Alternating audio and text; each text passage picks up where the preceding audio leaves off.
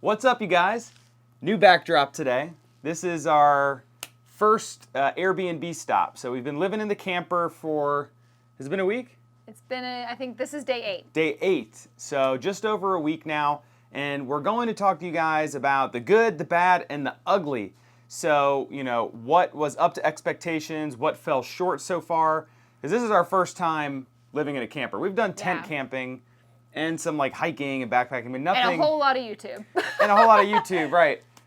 So we're just going to review the places we've hit, some of the bumps along the road, some minor, some a little more major, some silly mistakes we made, and then just kind of talk through it with you guys. Yeah.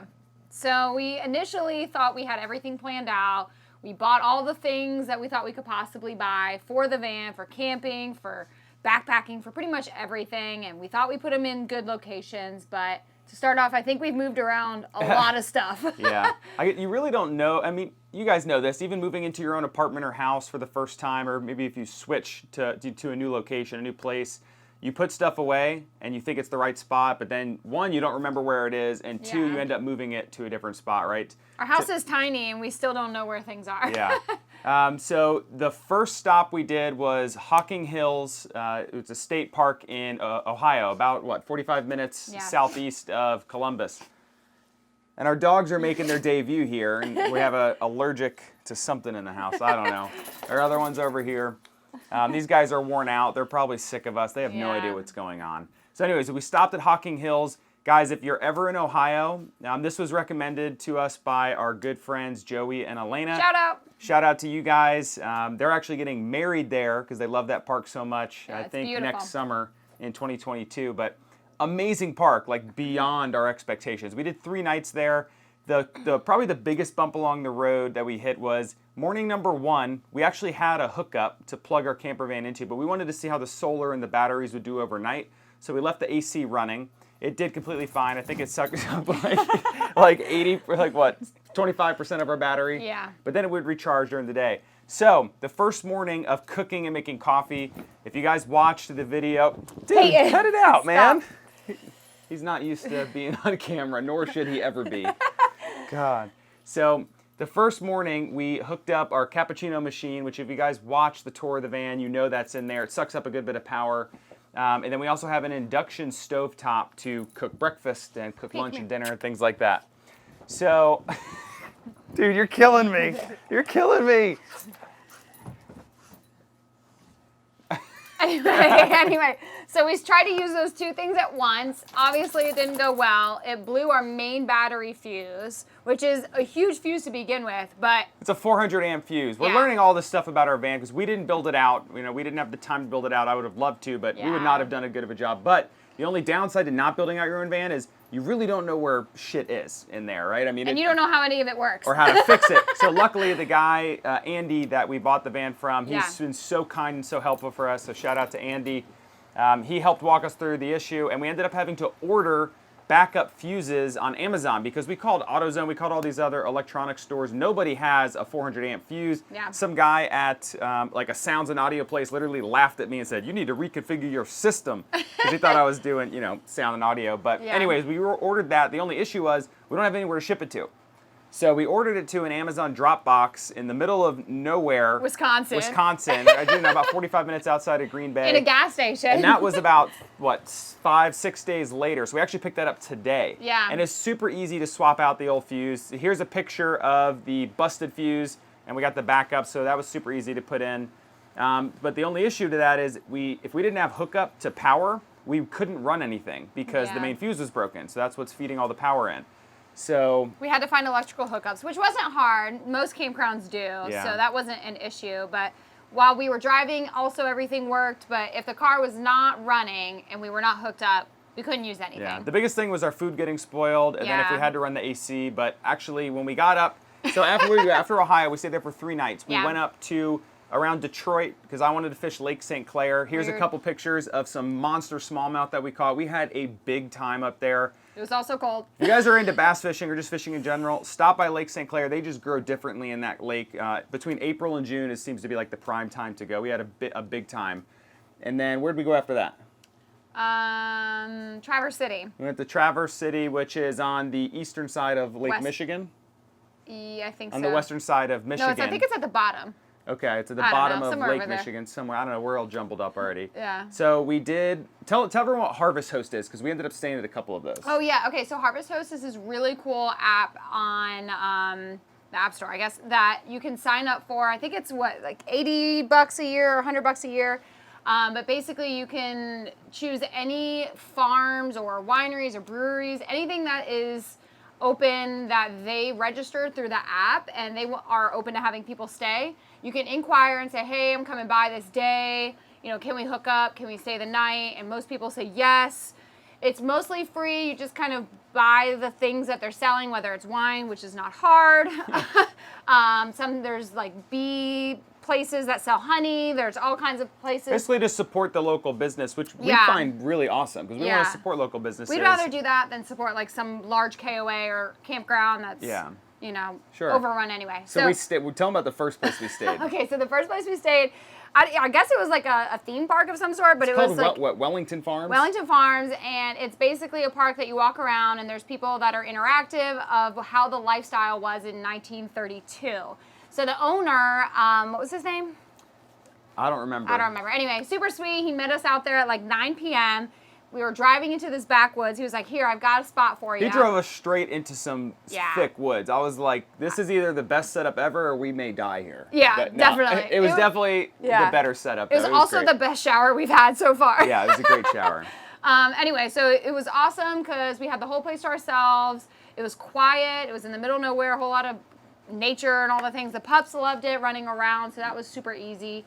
And it's good for places that are not typically like in cities, so like halfway points or areas that you're just stopping on the way to something. And then after that farm, we went up to the UP, so the Upper Peninsula of Michigan, which... No, we didn't. Yeah, no? Traverse City, we stayed at a winery. Ah, that's right. We did another Harvest Host. Yeah. So we did two nights in Traverse City. That's that relative area, right? And then we went up to the UP. Yeah, but at Traverse City, we did the Sleeping Bear Dunes National Lakeshore, which How could I forget? Killer. It was so fun. So we walked up. There's this huge dune that you see from the parking lot. We're like, okay, that's awesome. The lake's on the other side. Let's do it. So we're like, okay, we'll leave the pups in the car for about 30 minutes. It'd be a good first test. So we get to the top of the dune. We're like, and then we see a big divot, and there's like another dune. We're like, okay, it's right over the top of that probably the next one, right? So we keep going, and it's harder to walk in the sand. And then we get to the top of that dune, and then there's like 4 more dunes. We're like, okay, it's got to be the next one. So we keep going. Then we hear people like, oh, how long have you been on this hike? How far have you going? And we're like, what?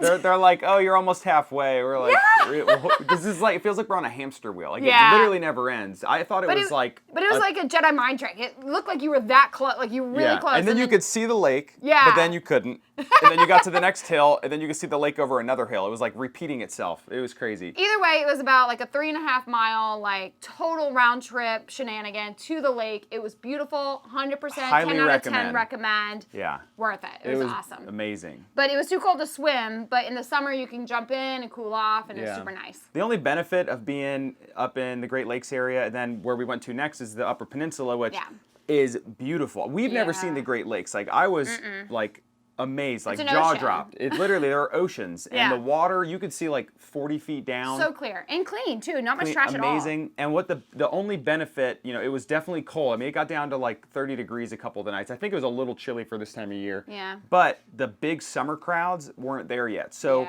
when we went to the Sleeping Bear Dunes, and then when we're in the UP up on Lake Superior, there was literally nobody. We had like miles of beach to ourselves. So we were taking all these crazy, you know, fun photos at sunset. But of course the dogs had a big time, like sprinting down the beaches. They went wild. Yeah, they did. But the sunsets at Lake Superior from the camps, like a random campsite we found like an hour before arriving, like literally rivaled some of the sunsets we saw on our honeymoon in Santorini. But we weren't going to be able to do that if it was in like primetime summer. Our boat guide, we'll get to that, said that some people can't even find a camp spot and they have to stay 2 or 3 hours away. So definitely, like, if you're going to that area during summer, plan ahead and find a spot to stay. Yeah. So, and then the only other thing that happened that was bad is our heat busted.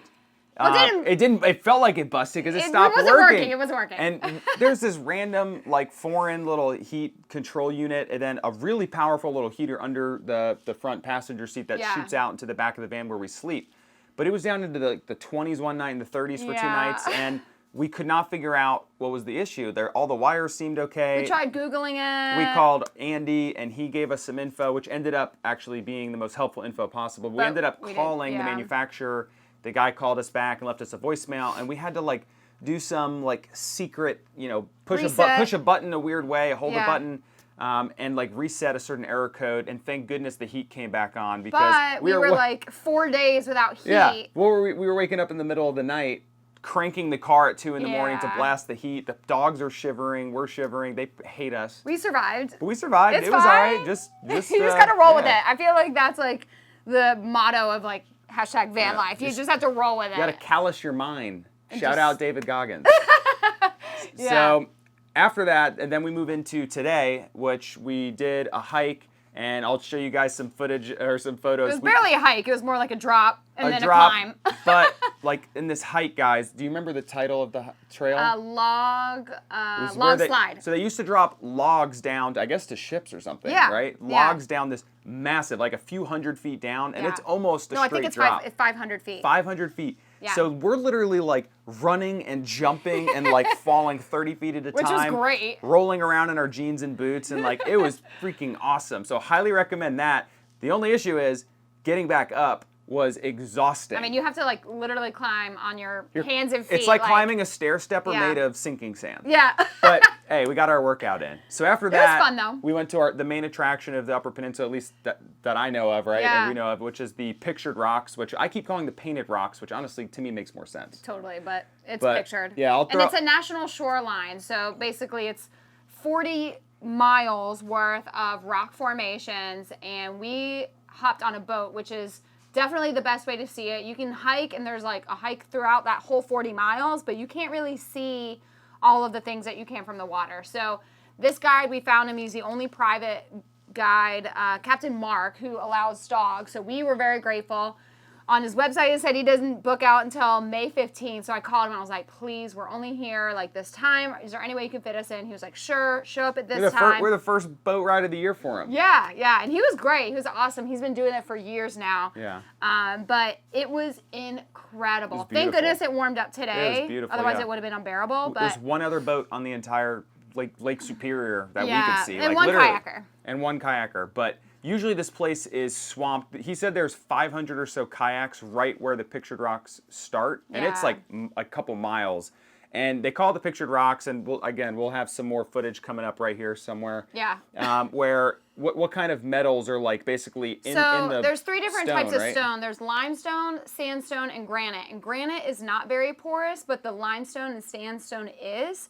And iron ore, which is what it's a huge industry there that they mine for. Mining and logging is like the biggest industry up there. So iron, magnesium, copper, and ironite basically seep through the holes of that the porous rock, and then it seeps down. So it's basically vertical lines of like a whole bunch of different colors, which makes it look beautiful. And then at the bottom, because it's also porous and it's a soft stone, all the water crashing up will basically carve little caves and holes into the side of the lakeshore. Yeah. And the coolest thing that I thought was there's no like tides or anything, but what was it, like 20,000 years ago? He said it was 50 feet higher and then 50 feet lower. But at the higher point, you can actually see the line at which it was carved into, and it's huge. I mean, the cliffs are like 200 to 250 feet high. It's unreal. The entire way. Yeah. So it's crazy. So after that, we drove down to our Amazon lockbox, which honestly was so random. It was at a random, I think, a Citgo gas station. I don't even know. But I was not confident it was going to be there. Yeah, so but we walked in, scanned our code, popped open the box. Like, it's an awesome setup. Maybe I think we'll use it in the future. It's a great setup. Even if you guys are just on vacation and need to ship something overnight, if you can ship it to an Amazon Dropbox, do you have to have Prime? Do you know? I don't think so. I think you just have to have an Amazon account. But if you need Prime to probably get expedited shipping, I don't know if you can ship to it through like UPS or anything else. It might have to be Amazon, or can you? No, but you can also ship to certain UPS locations, and you can just say like hold for your name, and it'll be there. Yeah, so after we picked up that, we drove through Green Bay, stopped at a Cabela's right by Lambeau Field, saw it, didn't stop by to take a picture. And then we drove here to our Airbnb, which we're just here for the night. You can probably hear the laundry in the back. Sorry for that. We got like 4 loads of laundry. We're doing that, filming some content, and using some Wi-Fi to upload some stuff. So bathing the dogs. Bathing ourselves. So let's just touch on, what was up to expectations, what has been really great so far about van life, and then what are some of the struggles, because it hasn't been rainbows and butterflies the entire time, but I think for the most part it's been pretty good. So what do you think has been the best part so far? I think the best part is, and the van life specifically, this obviously doesn't apply to huge like RVs or anything, but being able to go anywhere, we can fit in any parking spot. We're on our own timeline, obviously. I mean, but that's not necessarily van life, that's just our life. But being able to do that, being able to like have our own little house, it feels like home. I think the way we made it, we even put photos in it. You guys should have seen that already, but it feels like home away from home. I think it doesn't seem like camping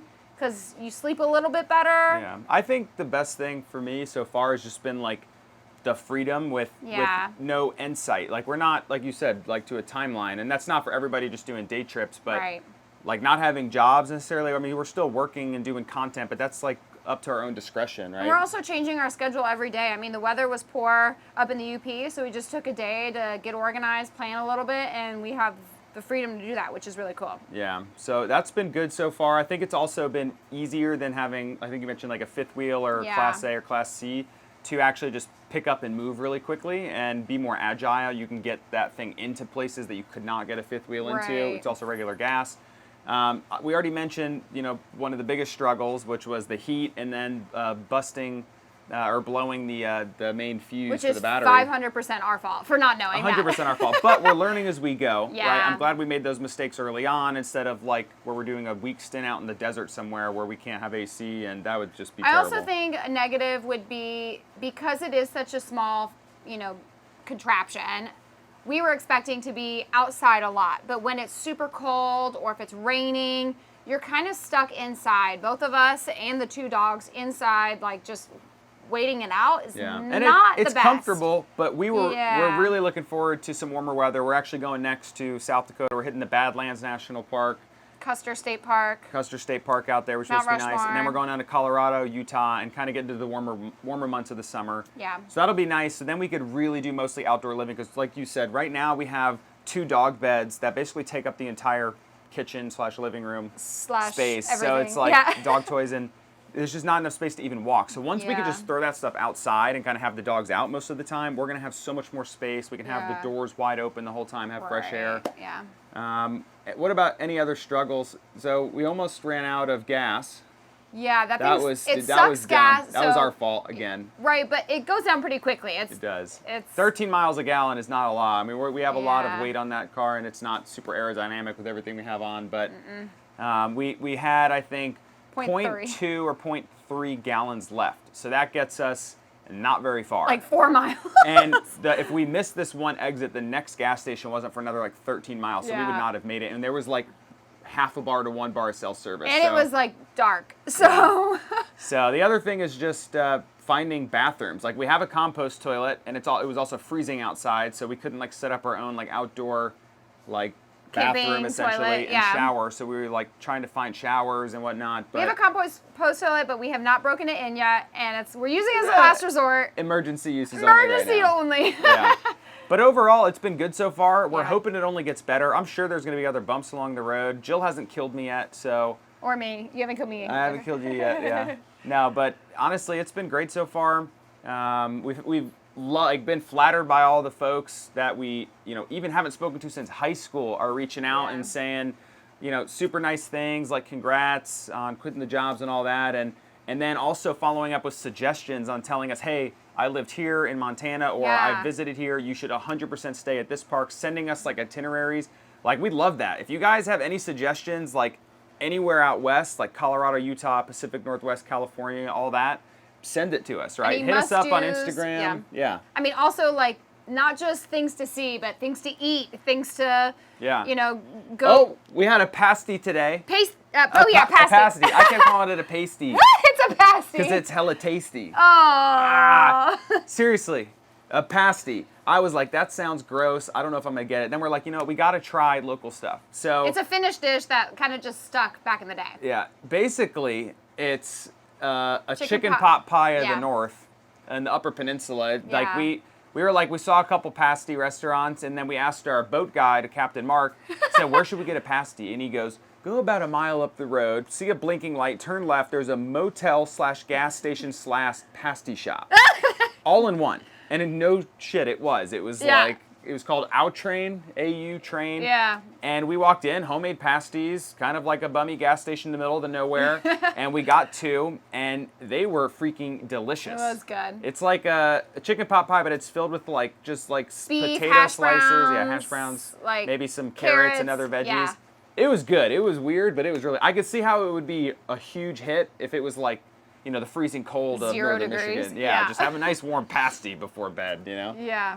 But anyways, that's it, and I guess we'll keep you guys posted. I still haven't broken out the drone. It's been cold and it's been really windy. Maybe South Dakota. I think South Dakota will have some time. We're gonna, you know, have a bunch of space. So we're excited to show you guys some content of out there. You know, we included some of it here, but looking forward to doing some, you know, more true vlogs, you know? Yeah, and we're obviously going to keep up with real estate information and all of our stuff Airbnb-wise and other information that we get there, and keep you guys up to date with what we're doing on that side of the house, but also want to just include things about the van and our new lives and traveling, because sometimes people do ask about that and are interested, so just wanted to keep you up to date. Yeah. And if you guys have any interest on like how we were able to afford to do this at 28 and 27 years old, like we quit corporate life for good, and we're doing this full time just because we want to, and content is just something we're doing for fun. But short-term vacation rentals, Airbnb properties, we only have 4, and honestly, like 2 of them set us financially free. We retired off of 4 just from the monthly cash flow, paying for everything in our lives. If you guys want to learn how to do that stuff, see the description below. I'll drop links to all the resources that we provide, anything from like a complete course to spreadsheets, like investment templates, how to actually evaluate these types of properties, all sorts of stuff. So check down below. And we also like make financial decisions like with respect to our like STR investments. So like we financed the van. We probably could have bought it cash, but we financed it. So there's certain reasons why we do certain things. We're all about financial freedom. That's the goal, right? Freedom of time, because when we were younger, we wanted to chase money to live more of like a luxurious life, which I think a lot of people, you know, want to do, which there's nothing wrong with. But eventually we were like, we don't want to work jobs that we don't enjoy necessarily. So what if we just work? Or we just want to spend more time with each other, with our families, doing the things that we want to do. Freedom of time. So financial freedom, the money and investments is just the avenue to get there. So that was the route we took. We worked really, really hard, for those that are new to our channel, for several years, saved up a ton of money. Oh, it's our channel now? It's my channel, but this is our episode. Yeah, Jill's becoming famous. She's been on the last 3. I'm riding the bandwagon. People love the Jill, so she's been back on. But I don't even know what we're talking about, but I think we'll just cut it off there. Financial freedom. Guys, it's possible for anybody. I hope this sheds some light of encouragement. But anyways, we'll talk with you guys soon. Thanks for hanging out with us. Don't forget to like and subscribe. Like and subscribe below. Follow her on Instagram. She's posting way more travel content than I am. What's your handle? I think it's at jbean with 3 N's 13. I don't know. Nice. It's from like middle school or high school. I don't know. You can follow me. You told me not to change it. You can follow me and look at the tags. I tag her in almost everything. All right, guys. Like and subscribe. Comment below. Comment if you have any places you suggest we visit. We'll catch y'all next time. Bye. Peace.